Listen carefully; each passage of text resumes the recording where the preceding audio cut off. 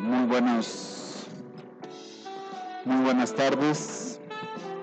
Antes que nada queremos darles las gracias por estar aquí en esta sesión de neonatología, donde tenemos hoy el placer de presentarles algunas cosas que ya hemos estado trabajando y que ustedes han ido conociendo, y también queremos presentarles los hospitales que nos hacen favor de seguirnos, que son el Hospital Ajusco Medio y el Hospital General de Zaguayo. Un trabajo que hemos hecho o que se hizo básicamente con una colaboración entre el Hospital Ajusco Medio y el apoyo del Hospital Ángeles del Pedregal, que es el resultado. ¿Cómo se cambia la? Que tenemos hoy el gusto de presentarles este trabajo que ya se había publicado, donde vemos los resultados del trabajo que se hizo en el Hospital Ajusco Medio y con el empleo de hipotermia en un hospital con recursos limitados, que es un proyecto que tiene muchas posibilidades para hacerlo a nivel nacional. Actualmente ya estamos trabajando con la Secretaría de Salud del Gobierno del Estado de Hidalgo, ya también está participando ya también se está llevando a cabo en Puebla, y estamos ya en pláticas para empezar a replicar el proyecto en Baja California Sur. También, el Hospital General de Zaguayo, que nos hace favor de estar presentes en esta sesión, también ya han mostrado interés en empezar ellos también a replicar el proyecto de hipotermia de bajo costo. Este proyecto es muy interesante porque la gran duda que todo mundo tiene es si la hipotermia sirve o no sirve y por qué sirve. Nosotros tenemos, y yo siempre les he dicho que yo tengo una historia de mi padre que murió porque tenía ocluidas las carótidas, se las abrieron y se descerebró, y la historia de un paciente que tuvimos, que el doctor Pereira debe recordar, que se llama Arcadio, que estuvo casi 4 días con una concentración de oxígeno bajísima y el niño morado, y actualmente está haciendo un doctorado en matemáticas. Entonces, la primera pregunta que uno se hace es, ¿por qué en algunos pacientes cuando los oxigenábamos les iba muy mal y por qué en otros pacientes no les iba tan mal? La primera respuesta es la lesión, es la isquemia reperfusión. La disminución del aporte de oxígeno crea una célula hipóxica y esta célula hipóxica va causando un daño celular hasta que se muere. ¿Qué pasa si el paciente antes de morir vuelve a recibir oxígeno y vuelve a reperfundir? La célula puede reaccionar recuperándose lentamente y completamente o incrementando la lesión previa que tenía previa a la reperfusión, lo que se conoce como la lesión isquemia reperfusión. Tal vez muchos de ustedes, los muy jóvenes, no van a saber quién era el maestro Sodi Pallares, pero yo creo que los que ya tenemos algunas canas, recordamos cómo en 1970 el maestro Sodi fue ampliamente criticado y despedazado y todo el mundo dijo que estaba loco porque inventó una cosa que se llamaba la solución polarizante. Y él decía que había en los infartos, él es cardiólogo o fue cardiólogo, una zona de necrosis, una zona de isquemia y una zona de lesión. Y que a través del empleo de una solución de glucosa e insulina, él podía revertir que estas zonas que estaban lesionadas o isquémicas pudieran sanar y no irse a la necrosis. Este es un concepto de isquemia reperfusión que se ha manejado. Obviamente tenemos que irnos para atrás 45 años y ponernos en el contexto del maestro Sodi. Yo creo que entre más tiempo pasa, la claridad de criterios que tenía el maestro Sodi Pallares se hace cada día más evidente. El fallo energético primario es las células que se mueren en el momento del evento. Estas células disminuyen el aporte de oxígeno, glucosa y se mueren. Esto es auténticamente palo dado ni Dios lo quita, era la célula, la zona de necrosis que se refería el maestro Sodi Pallares. Después del fallo energético viene una fase latente, una fase que dura aproximadamente 6 horas, 6, 8 horas, y en la cual todos nosotros hemos visto a esos niños que se asfixian y después los vemos y están bien y abren los ojitos y están un poquito temblorosos, pero todo el mundo dice, no pasó nada. Y después de un tiempo viene la fase del fallo energético secundario. Al contacto con el oxígeno empieza a haber radicales libres de oxígeno y estos causan daño en las membranas celulares. Hay una entrada masiva de calcio a la célula y la célula se muere. ¿Qué mata? ¿La anoxia o el oxígeno? O la combinación de las dos cosas. Entonces, el concepto del daño secundario de la epidemia de reperfusión es un concepto que cada día adquiere más validez y más valor. ¿Por qué hacemos de repente? Hace poco tuvimos un paciente con una torsión testicular y un testículo bastante mal y fue sometido a la cámara hiperbárica. Y todo el mundo después dice, ¿por qué lo pusieron en la cámara hiperbárica? ¿Por mejorar la oxigenación? No, por bloquear la producción de radicales libres. Se puede emplear hipotermia siempre que nosotros queramos tener o bloquear la producción de radicales libres. ¿Qué pasó con nuestro paciente Arcadio, aquel que vimos hace muchos años, cuando estuvo 4 días por una hipertensión pulmonar sin poder oxigenar? Que al final acabamos teniendo un proceso en el cual al disminuir la cantidad de oxígeno, disminuyó la disminución de radicales libres. Entonces, ¿cuáles son los puntos fundamentales de esto? Entender que los radicales libres matan, que se van a producir después de un tiempo y que ese daño es un daño muy importante. ¿Qué tan importante puede ser ese daño? Aquí lo vemos. Este es un estudio que es un clasicazo, está publicado ya hace más de 10 años, donde a unas ovejas las sometieron a una hipoxia severa ligándole las carótidas y hicieron un recuento de las neuronas parasagitales que se fueron perdiendo. Las neuronas o las ovejas que no se sometieron a hipotermia perdieron casi el 90% de las neuronas. Las que se sometieron a hipotermia a la hora y media, el 25%, a las 5 horas y media el 50% y a las 8 horas y media prácticamente el mismo número. Entonces, ¿qué es importante? Saber que el daño no es inmediato. ¿De dónde viene la hipotermia? La hipotermia viene de los hallazgos anecdóticos de personas que estaban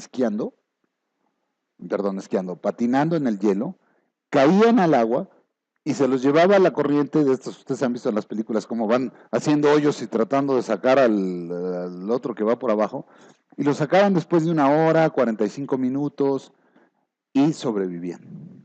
Y sobrevivían sin secuelas. Entonces, este fue el concepto fundamental por el cual se empezó a iniciar el concepto de la hipotermia como un neuroprotector. Tal vez los jóvenes dicen, ¿y por qué están estos tan obsesionados con la hipotermia? Porque todos los médicos que ya pintamos canas aquí, pasamos por la tragedia de decirle, ¿y cómo va a quedar mi hijo? Ay, no sé, señora. ¿Y cuándo va a decir? Pues, ¿qué le parece en 1 año? Y no saber si ese niño que estábamos atendiendo iba a quedar con un daño neurológico severo o iba a quedar moderadamente dañado. Entonces no había ninguna forma. La hipotermia es una cosa que está apenas comenzando. Puede servir para los pacientes traumatizados, puede servir para los pacientes infectados, puede servir para las meningitis severas. O sea, realmente no tenemos todavía mucha evidencia de que pasa. El doctor Núñez nos va a contestar la segunda pregunta que nos hicimos el día de hoy. La primera es ¿por qué funciona? Y la segunda es ¿cómo se aplica la hipotermia?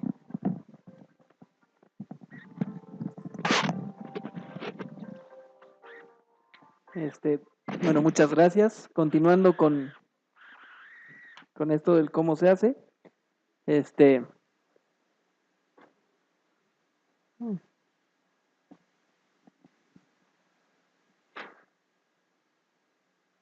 Nos vamos a ir un poquito al principio de lo que... A ver, de lo que les estaba diciendo el doctor Orozco. Entonces, la pregunta fundamental que vamos a responder en esta parte de la sesión es el cómo se hace la hipotermia, y para esto vamos a describir que actualmente lo que está establecido, incluso en el Manual de Reanimación Neonatal de la Academia Americana de Pediatría y la Academia Americana del Corazón, es que se puede hacer un procedimiento de hipotermia siempre y cuando se lleve a cabo bajo estándares internacionales. Tal vez el reto más grande para nosotros, porque esto que les pusimos en pantalla ya está muy comprobado. Es un método de tratamiento que está aprobado, que reduce la mortalidad asociada a eventos hipóxico-isquémicos. Pero el problema es que en países o en entornos donde no se cuenta con altos recursos económicos, hay una brecha muy grande en resultados, y la neuroprotección que se plantea como objetivo principal del uso de hipotermia no se estaba logrando. En países donde la hipotermia se realiza en sistemas de bajo costo, no se había logrado resultados óptimos porque la metodología que se estaba empleando y los protocolos que se estaban empleando no se ajustaban a protocolos internacionales y a estándares de alta calidad. El reto que se tuvo en este proyecto es llevar a un proyecto de bajo costo a igualarse en estándares de calidad con los de alto costo. Ok, primer reto era ¿qué se elige? ¿La hipotermia corporal total o hipotermia cefálica selectiva? Algunas empresas han tratado de difundir la idea de que la hipotermia cefálica selectiva es el único método apropiado, pero obviamente hacer una hipotermia cefálica selectiva tiene algunas características, como que los equipos que se tienen que utilizar son equipos de marca registrada, muy caros y difíciles de replicar, y muy poco amigables para una buena curva de aprendizaje del personal. Y lo segundo es exactamente eso, que llevar a cabo un protocolo de hipotermia con un equipo de campana cefálica selectiva tiene una curva de aprendizaje bastante alta. La hipotermia corporal total ha demostrado ser un método de menor costo, que es más amigable con el personal y que tiene una curva de aprendizaje también un poquito más fácil. La hipotermia cefálica selectiva requiere de una monitorización continua mediante electroencefalograma de amplitud integrada, mientras que la hipotermia corporal total nos muestra que tiene una buena supresión de liberación de especies reactivas de oxígeno y que tiene lesiones de menor grado en los controles que se han hecho en resonancia magnética. La explicación de esto es que la hipotermia corporal total, aparentemente la relación que hay entre la temperatura transrectal y la temperatura de los núcleos de la base es un poquito más uniforme, y es ahí donde se trata de inducir mayor hipotermia, o por lo menos tener una hipotermia más pareja. La hipotermia cefálica selectiva parece ser muy buena en la zona superficial y de corteza, pero no llegar a las temperaturas homogéneas ideales en núcleos de la base y en neuronas parasagitales. Pero ¿cuál es el asunto? Hacer hipotermia en primer mundo está perfecto y es ideal, pero los lugares donde la gente más se asfixia no son ahí. Entonces tenemos los lugares que tienen pocos recursos, donde hay una frecuencia mayor de asfixia. Tenemos una necesidad de sistemas de aplicación masiva y no selectivos. El sistema de traslado en un país de tercer mundo es mucho menos efectivo que en un lugar donde ya se tiene establecida una red de salud de alta tecnología. Entonces, y también tenemos geografía muy poco accesible, caminos más rústicos y demás. Necesitamos un sistema que se pueda implementar en el lugar donde sucede el evento y que no requiera de traslados que nos tarden más de lo que el doctor Orozco le estaba mencionando, de la fase latente. No podemos tardar más de 6 horas en meter a un niño hipotermia por el traslado que se tiene que hacer. Y obviamente, mientras más remoto el lugar, tenemos el personal que muy probablemente tenga menor entrenamiento. Por lo tanto, lo que nosotros estábamos pensando es que se necesita capacitar a la gente en todos los aspectos, tanto de las bases teóricas como en la implementación, y tener protocolos que estén sistematizados y que no den lugar a errores por parte del personal, o los errores se reduzcan al mínimo. Se estableció que la metodología aplicable era un sistema de hipotermia corporal total, que tenga base en criterios internacionales, y obviamente se sometió a aprobación del Comité de Ética del Hospital de la Jusco Medio, que es donde se implementó inicialmente junto con el Hospital Ángeles del Pedregal, que también, ¿no?, fueron los 2 hospitales donde se implementó.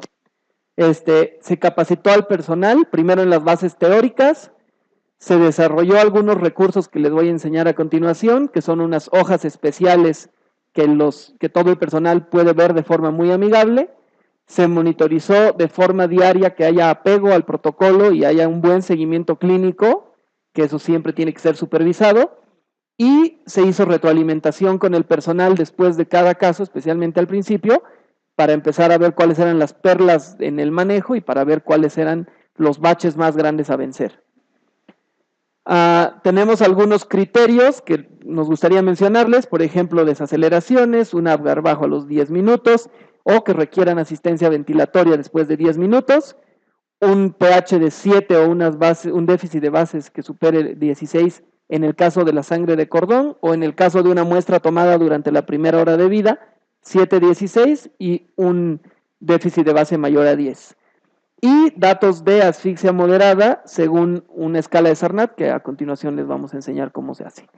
Entonces aquí tenemos unas hojitas laminadas donde nosotros les dábamos al personal cuáles eran los eventos centinela que habían ocurrido y ellos nada más tienen que poner si es que estuvo presente ese evento centinela o no. Se detecta al paciente con asfixia, se estabiliza antes de ponerlos en hipotermia, que esa era una también de las cosas que a todo el mundo le urgía, que el paciente baje de temperatura lo más pronto posible, pero a los pacientes que bajan de temperatura sin estabilizar previamente les va muy mal. Entonces, ese era un punto importante de adiestramiento, el cómo se hacía la hipotermia y el cómo recalentar al paciente. Aquí está nuevamente un poquito de las hojitas laminadas, de cómo se hace. Aquí está la evaluación de Sarnat, porque nosotros tenemos que ver que los pacientes tengan algunos criterios. Muchas veces están entre 2 estadios, no necesariamente tienen todos los criterios de moderada o de severa. Se toma en cuenta siempre los criterios más severos que tengan, especialmente si tienen 2 que clasifiquen o en severa o en moderada, se van para allá. Tenemos la fase de estabilización pre-hipotermia, donde se controla que el paciente esté en condiciones para poder entrar al protocolo, como por ejemplo establecer que tenga una buena presión arterial, que tenga un buen control ventilatorio, o si es que necesita apoyo para esto llegar a ello, que tenga un buen estado metabólico y que ya se encuentre empezando a recuperar el equilibrio ácido-base, pero nunca se mete pacientes que todavía estén en una acidosis severa o que no tengan un proceso controlado. Y vemos que los pacientes no estén en hipoglucemia, porque los pacientes que tienen la condición de asfixia y también tienen hipoglucemia tienen muchos peores resultados neurológicos a largo plazo. Una de las bases que se también utiliza en el protocolo es que como no se utiliza un electroencefalograma de amplitud integrada que haga monitorización, no es posible ver cuándo el paciente está teniendo convulsiones que sean subclínicas.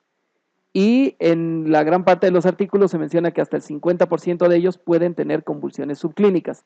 Por lo tanto, como es una moneda al aire, se les pone de forma protocolizada a todos levetiracetam para tener control de convulsiones, incluso si fueran subclínicas.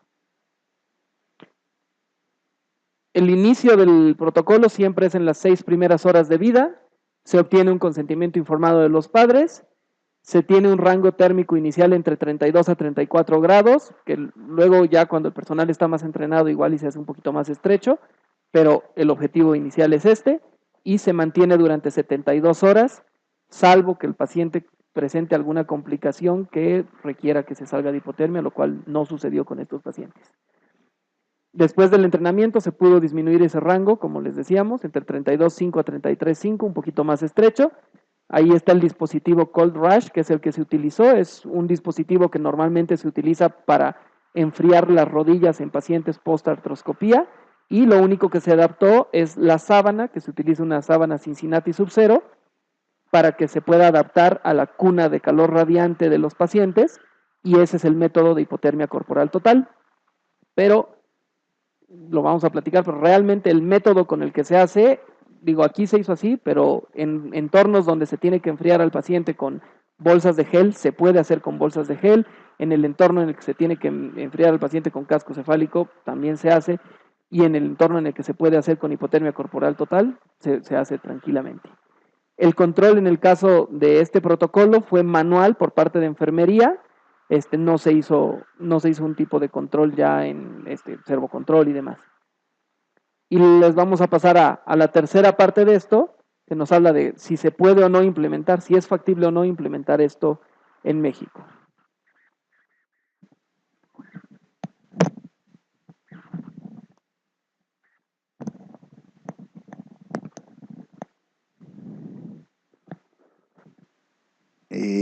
Hace unos días tuvimos la oportunidad de estar con un grupo de trabajo de hipotermia en todo el país y que fue muy provechosa.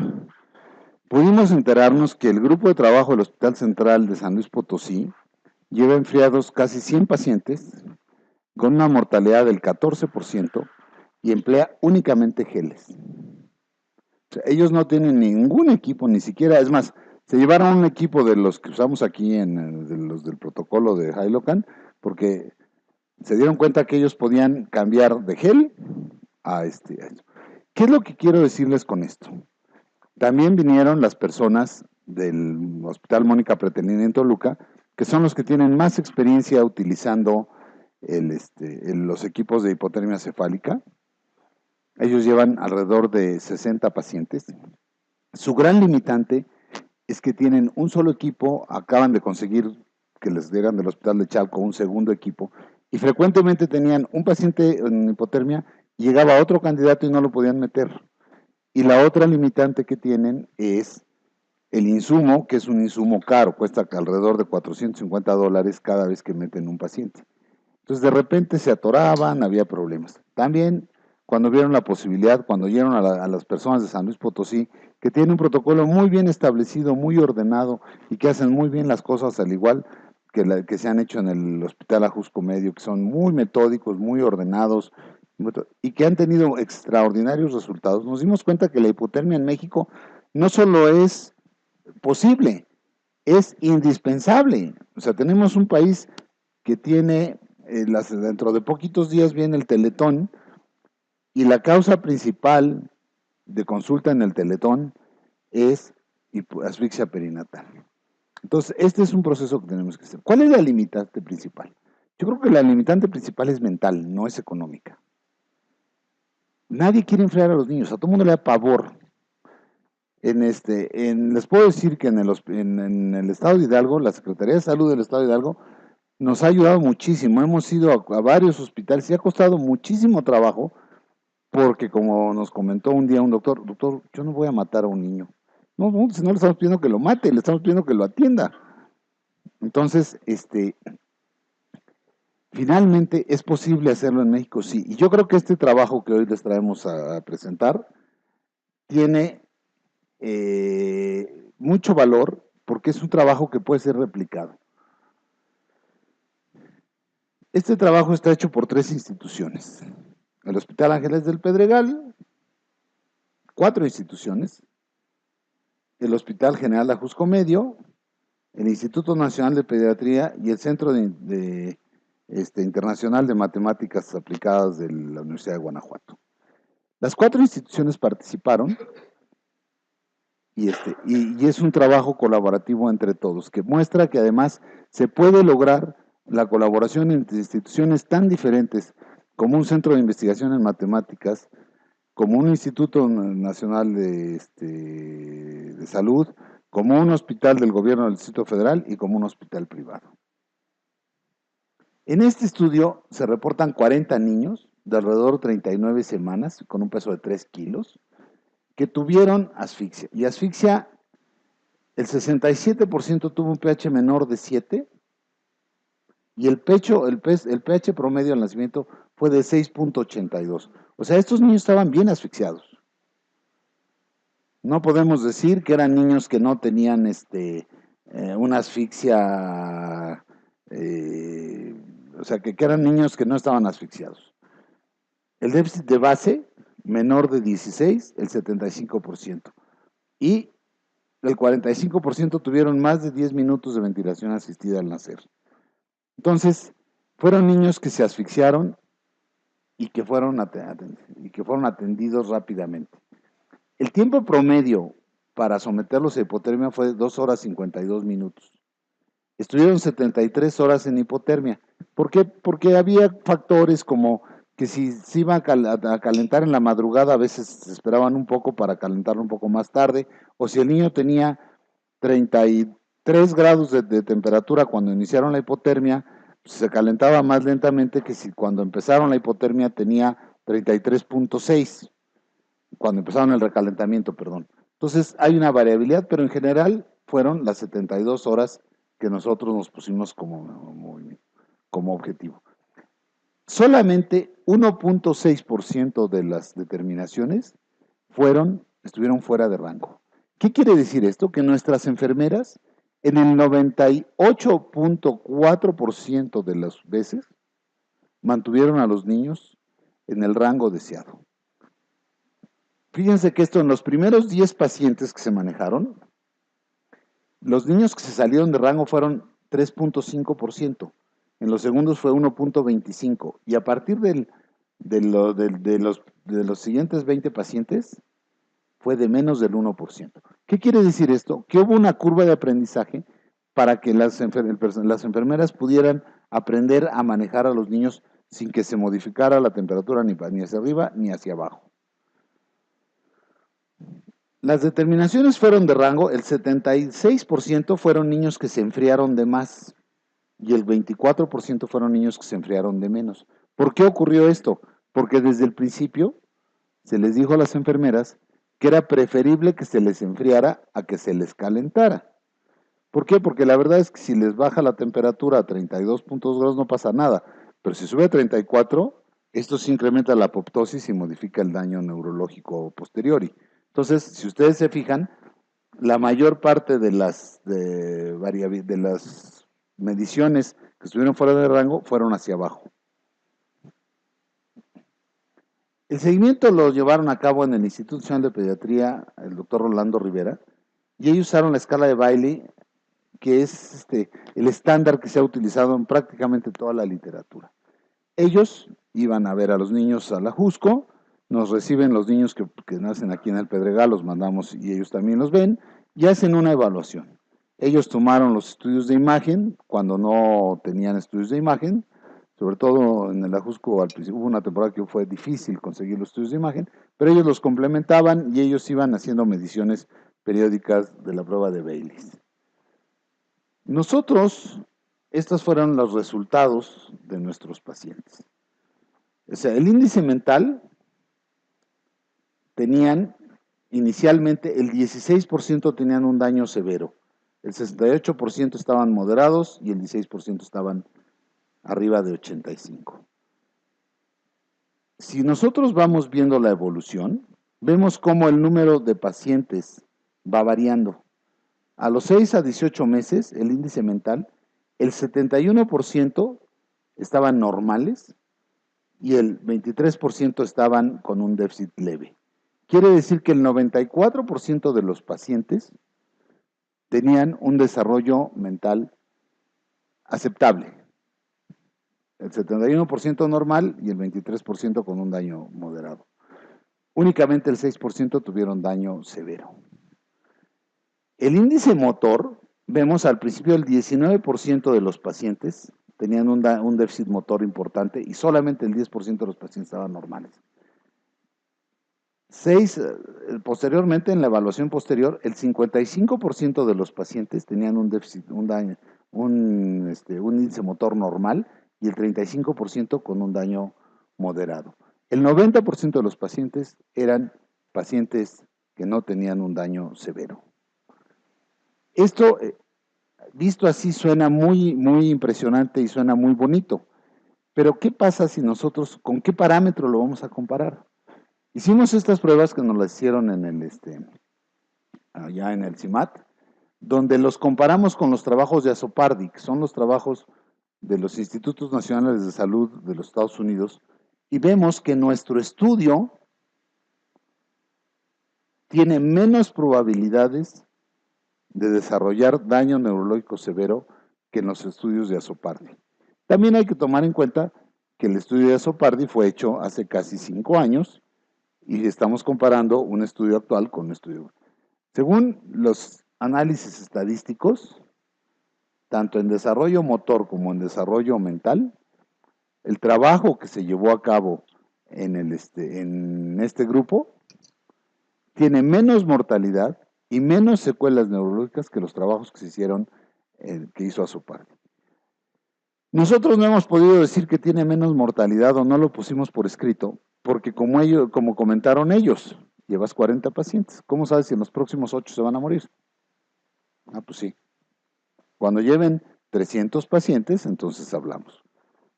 Porque ellos obviamente lo ven desde el punto de vista estrictamente estadístico.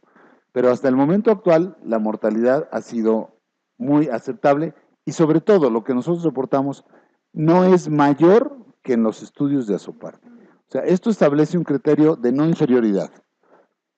O sea, nosotros no podemos decir si funciona mejor o si funciona peor, pero no es inferior. A la hora que nosotros comparamos los estudios, vemos lo siguiente: muertes, 0, y ellos tuvieron 42 de 163, 26%. El índice de Baylis, nosotros tuvimos 6% en el motor, en el mental, de daño severo, contra 24% que reportaron a Azopardi. El índice normal es mucho menor. En este índice, a nosotros nos salieron los resultados con un menor daño, muchos de los pacientes con daño severo, en este caso fueron moderados. En el índice motor, ellos obtienen un mayor número de normalidad y menor número de intermedios. Pero nosotros obtenemos finalmente menor número de secuelas. Hay varios puntos que todavía estamos discutiendo en el asunto. Todos los estudios de Bailey se hicieron a 34 grados. La temperatura que nosotros manejamos aquí como temperatura promedio fueron prácticamente 33 grados. Entonces, 32.9. La primera pregunta que nos queda es, ¿la temperatura menor tiene menor grado o tiene mayor grado de protección neuronal que la temperatura a 34? Hay un estudio publicado por uno de los grandes gurús de la hipotermia, que él inició un trabajo empleando a los niños a 32 y lo suspendió por un incremento en la mortalidad. Eso choca con las cifras que nosotros hemos ido viendo. Si nosotros sumamos el trabajo del grupo de la Jusco Medio, el trabajo de aquí, el trabajo de los de Hidalgo, son más de 110 pacientes y resulta que no hemos tenido mayor mortalidad. Entonces, ese punto es un punto muy importante y es un punto que todavía está a discusión y está por verse. Conclusiones. ¿La hipotermia es posible y segura? Sí, sí es posible y segura. De hecho, nosotros aquí en el hospital, aquí no hay tantos pacientes asfixiados porque tenemos un equipo de ginecólogos que hacen las cosas muy prudentemente, y tenemos una población de madres que son muy vigiladas, que están muy cuidadas, que han tenido un control prenatal extraordinario, lo cual lo hace diferente a muchos hospitales del país, que tienen pocos recursos y tienen madres que no han estado yendo adecuadamente, pero de que es posible, sí es posible y es segura. ¿Es eficiente? Sí es eficiente. ¿Es aplicable en países de escasos recursos? Claro que es aplicable en países de escasos recursos. Nosotros tenemos mucha fe en que este proyecto pueda diseminarse en todo el país para poderlo replicar, porque eso va a repercutir en la salud de muchos niños mexicanos. Existen muchas dudas. Hace poco que tuvimos la reunión, nunca nos pusimos de acuerdo. Hay gente, curiosamente, los grupos que más experiencia tienen son los grupos más relajados. Les dan de comer, no los intuban, no usan aminas, y curiosamente los que tienen menos experiencia son los más estresados. Quieren que siempre esté el paciente intubado, que todos estén con alimentación parenteral y todos que tengan aminas. Hay una serie de dudas que surgen en esto. Pero son dudas que se van a ir resolviendo sobre el camino y que además tuvimos la oportunidad de sentarnos, los equipos que más trabajan hipotermia, y nos dimos cuenta que a todos nos iba bien. Que los que lo intubaban les iba bien, y los que no lo intubaban también les iba bien, y los que lo dejaban en ayunos les iba bien, y los que les daban de comer también les iba bien. O sea, había un marco teórico ahí de discusiones que decían, bueno, es que bajan las enzimas. Todo. Nosotros fomentamos o proponemos que todos los pacientes reciban anticonvulsivantes en forma profiláctica porque el 30% de los niños van a convulsionar y no tenemos forma de saber si van a convulsionar. Y los del Mónica Pretelini dicen que no, que a todos hay que ponerles un electroencefalograma de amplitud integrada. Yo creo que ambos criterios son aplicables y son valiosos. La gente de San Luis Potosí no intuba a los pacientes. La gente del Instituto de Perinatología intuba a los pacientes. Yo creo que todos los puntos son válidos. Y al final pues, se va creando una experiencia colectiva. Estamos muy contentos porque este trabajo es el resultado de un equipo colaborativo de muchas personas. El trabajo del Hospital Ajusco Medio, todo el personal que está allá, la doctora Calderón, el doctor Diantes, todas las enfermeras, los médicos adscritos, la gente del Instituto Sanleca de Pediatría, que ha hecho un trabajo excelente con estos niños. Yo creo que al final vamos a poder lograr que esta experiencia se vaya haciendo más amplia. ¿Y con qué objetivo la quisimos traer hoy aquí a ustedes? Uno, para que vean que podemos enfriar a los niños en el hospital, que no va a pasar nada, que no le tengan miedo, que aquí hay gente que en el hospital que sabe muy bien cómo enfriar a los niños y que si en un momento dado, esperemos que nunca lo necesiten, pero se requiere, pues esto es un armamento y es un arma terapéutica. Dos, que es muy importante el seguimiento. Si ustedes vieron la diferencia entre los Baileys iniciales y los Baileys después del tratamiento, de la terapia, hay una mejoría muy importante con la terapia. Como comentó el doctor Rivera un día, lo más importante de la hipotermia es que a nosotros nos da un paciente que sí responde. Ellos se quejaban que a pesar de la terapia y a pesar de las cosas, el paciente pues no mejoraba. Ahora les da un paciente que responde a las terapias, responde a la estimulación, responde a todo lo demás. Entonces, vamos a abrir la discusión para que todo el mundo pueda opinar. Sí, doctor Pereira. De que hay que hacerlo, pero sí quisiera ver qué posibilidades tenemos de tratar de no llegar a la necesidad. Y como comentario nada más, dos cosas. Una, ¿qué posibilidad habría de hacer una sesión con el grupo de ginecólogos del hospital? Porque en mi experiencia, los últimos pacientes que yo he manejado con hipoxia severa han sido por tratar de llevar en esta corriente de madres modernas que quieren parto a ultranza, de llevar niños a un mal parto y no una feliz cesárea. Entonces, valdría la pena tratar de hablar con los ginecólogos para tratar de hacer menos niños asfixiados en nuestro medio, que hay pocos, pero de los que hay, siento que muchos se llegan a eso por tratar de llevar a partos situaciones que no son viables. Ese es un comentario. Y lo otro, si tienen alguna experiencia o hay algo en relación a Europa, porque en Europa pareciera que no, hablando de los del primer mundo y el segundo mundo, hay muchos niños asfixiados, quizá muchos más de los que hay en otros lugares, porque muchos se atienden con parteras y se llevan a extremos también. Entonces no sé qué tanta experiencia haya de esto en Europa. Sí, hay mucha experiencia en Europa. Aquí el doctor Franco, que estuvo viviendo una muy buena temporada en España, pues te va a contestar la pregunta, ya me quitó la palabra. No, bueno, yo les quería primero felicitar a los dos por su magistral exposición e investigación. Y como dice el doctor Amador, pues son tratados por matrones o matronas, ¿sí? Que son enfermeras con 2 años de capacitación para los partos.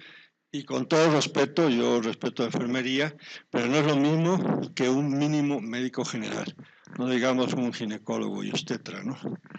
Y yo estoy de acuerdo con el doctor Amador, que hay muchísimos bebés, a mí me tocó 12 años que estuve ahí, que morían por eso. O sea, bueno, seguían naciendo y todo por la buena reanimación que se les daba, pero nacían todos hipotónicos, como moco, y porque ¿quién los atendía? Los matrones, las matronas, y que tienen, pues con todo respeto, una soberbia que no aceptan más que cuando está el ginecostetra, ¿no? Entonces uno ni se metía. Y yo quería hacerles dos preguntas a ustedes. Una es, ¿por qué 72 horas, no? ¿Por qué no 71 o 73? Y la otra, por cuestión de yo aprender, ¿por qué ese antihistamínico, ese antiepiléptico es el mejor? Eso es todo. Gracias. Sí, ¿por qué 72 horas? Porque estudios en animales han mostrado que la producción de radicales libres después de 72 horas disminuye. O sea, es el tiempo en el cual existe la mayor producción de radicales libres y hay una reoxigenación paulatina del tejido, porque durante estas horas el paciente tampoco está anóxico, o sea, tiene una buena oxigenación. Tratamos de evitar que estén hiperóxicos, eso sí, peleamos mucho que estén en un rango de oxigenación normal, y en 72 horas, por ejemplo, en adultos hay una discrepancia, o sea, ellos usan hipotermia a veces 8 horas, a veces la usan 12 horas, y es mucho a falta de, o sea, no hay un criterio establecido. Aquí nosotros tuvimos a un médico que tuvo un paro y que lo sacaron y estuvo 12 horas en hipotermia y quedó perfectamente bien. Entonces, bueno, sus amigos decimos que quedó perfectamente bien.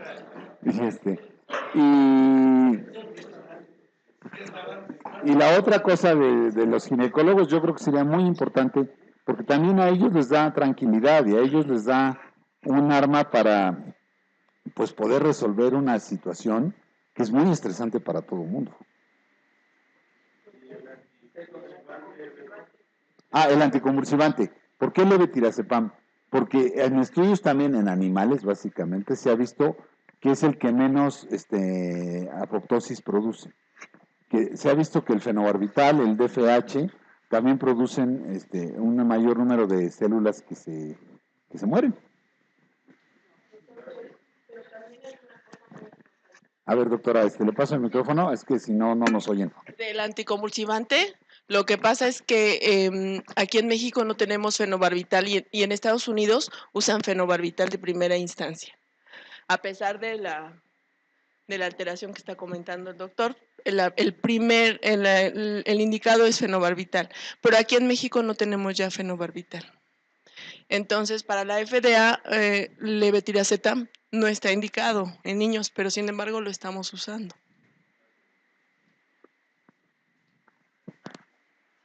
Antes que nada, muchas felicidades.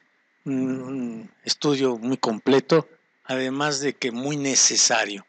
Yo trabajo en un hospital donde se refleja lo que ustedes hicieron, ¿sí? O lo que nosotros hacemos al principio. Lo vemos en un hospital donde se ven las secuelas de esto que está pasando. Entonces me interesa ver si ustedes han tenido la curiosidad de ver qué parte del cerebro es la que primero no se oxigena o se oxigena parcialmente o queda con mayor secuelas.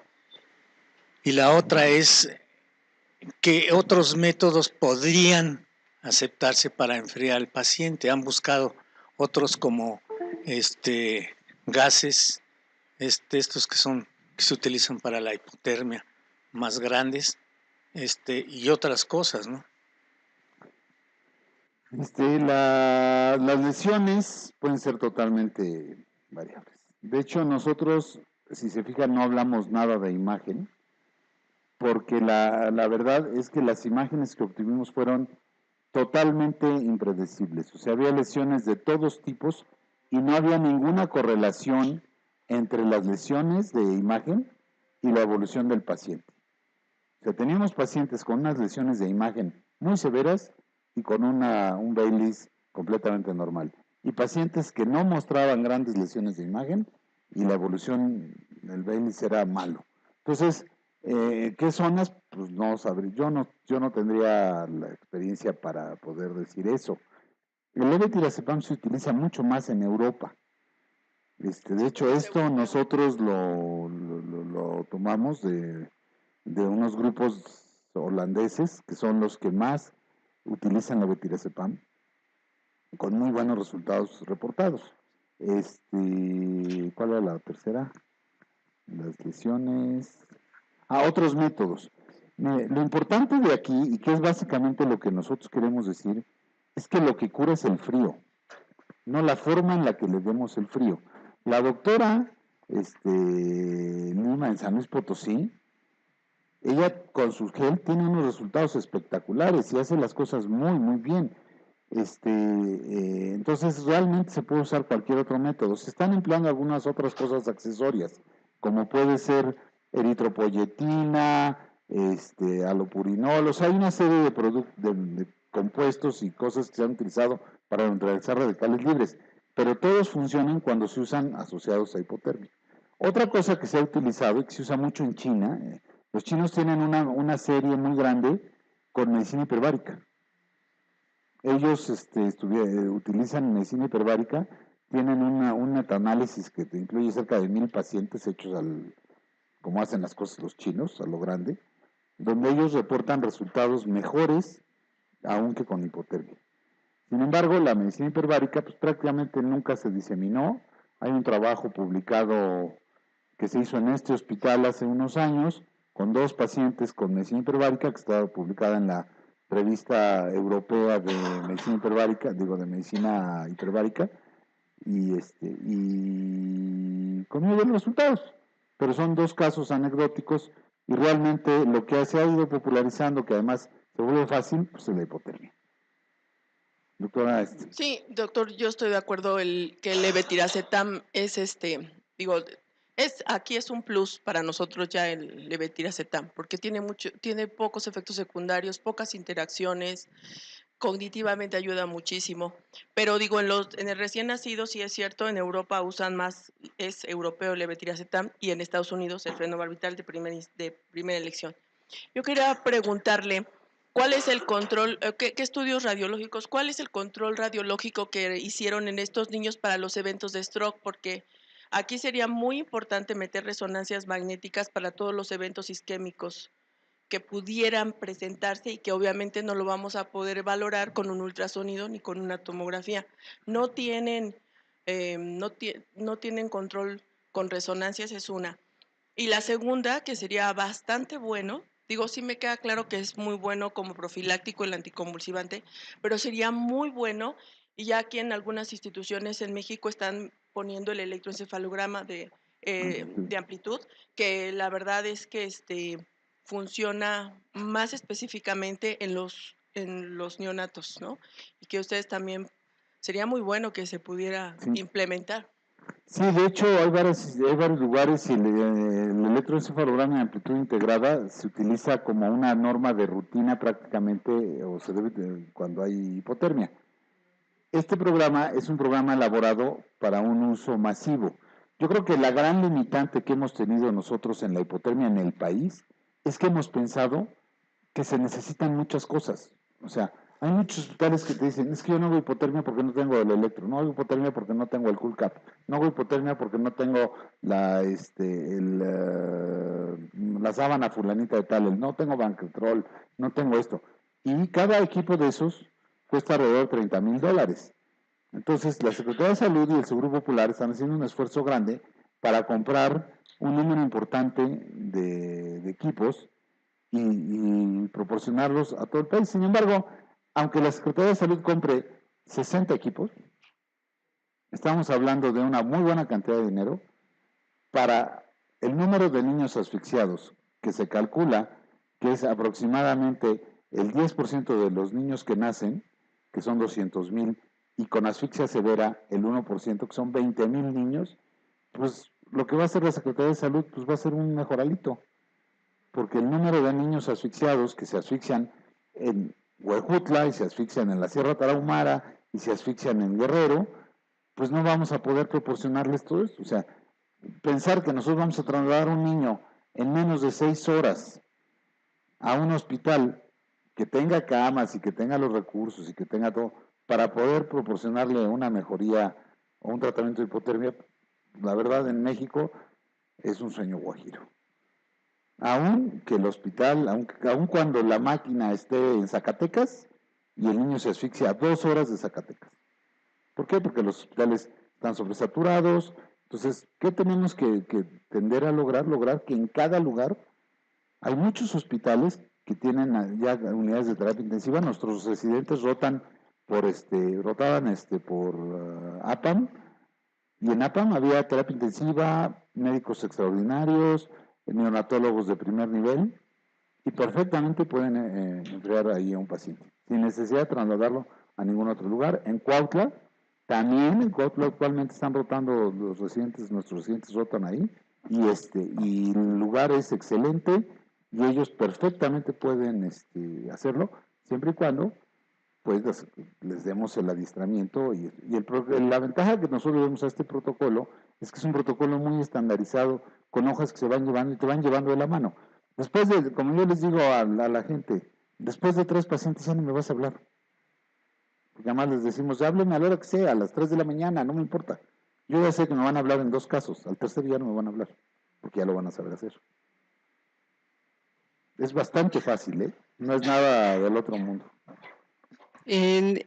Igual, felicidades. Y en el estudio, hay estudios comparativos que ya nos pueden decir que tiene ventajas este método contra otros para la asfixia neonatal. Y dijiste algo muy, muy importante que es pues lo que hay de país, ciudad o región de diferencias económicamente hablando y del alcance a la salud de las comunidades que bien dijiste. Ahí no se puede, ahí lo que creo que vale la pena insistir es en la prevención del daño secundario. Ninguna máquina va a alcanzar a salvar lo que tú bien mencionas de los niños con hipoxia. Y entonces disminuir la prematuridad parece que es uno de los principales objetivos a nivel mundial para países como el nuestro con grandes disonancias. Me gustaría mucho saber en el escenario a seguimiento de tus niños, ¿cuántos meses ya llevas con ellos y cómo están sus habilidades y su área de desarrollo cognitivo o su desarrollo de motricidad fina y motricidad gruesa? ¿Tienes posibilidades de comentarlo? Sí, eso realmente, muchos de estos pacientes nosotros no los hemos vuelto a ver, porque son pacientes que tienen, los que nacieron aquí tienen su pediatra, y su pediatra pues es el que ha seguido haciendo el seguimiento. Y los que nacieron en el Ajusco Medio, pues se han ido al Instituto Nacional de Pediatría y allá los han estado viendo. Pero los datos que mencioné del Baylis se refieren básicamente al desarrollo mental y a la psicomotricidad. Y realmente el 80% de los pacientes, así en cifras generales, valorados por un tercero, no por un involucrado en la hipotermia, que fueron las gentes del INP que no tuvieron nada que ver en el asunto, ellos consideran que tienen un desarrollo aceptable y que los permite hacerlos funcionales. Digo, hay un grupo, los que tienen un Baylis bajo, pues digo, a lo mejor no llegan a sacarse el premio Nobel, pero pues van a poder hacer labores y ganarse la vida. ¿Ok? Y no ser una carga social y familiar. Bueno, pues muchísimas gracias. Entonces terminamos la sesión. ¿No hubo preguntas de los hospitales? No. Ok, muchísimas gracias. Hasta luego.